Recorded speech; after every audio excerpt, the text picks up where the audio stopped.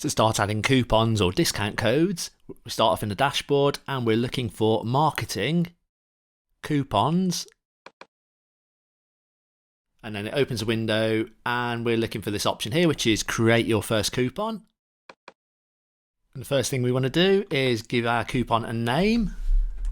I'm going to call it Intro 10 because we're going to give the customer 10% off. You could put a description in to say what they get. 10% off your basket total.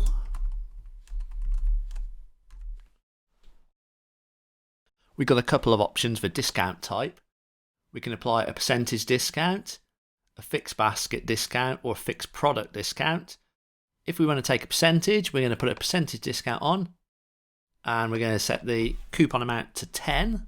You can allow free shipping if you want with this coupon, and you can also set an expiry date. So if I wanted it to expire in a week's time, I could tick this.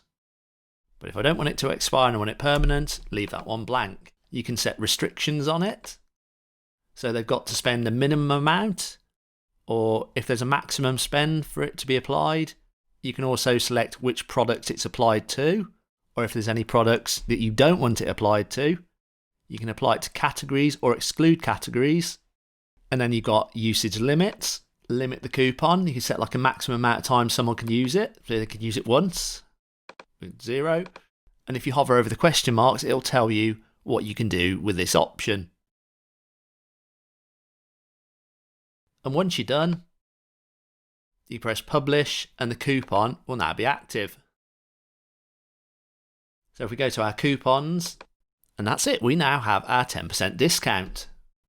There's no limit to the amount of coupons you can make. You could just keep going in here. You could go add a new coupon, make another one, and so on. And that's it. If you like this video, found it useful, don't forget to smash that like button and hit that subscribe, and I'll see you on the next one.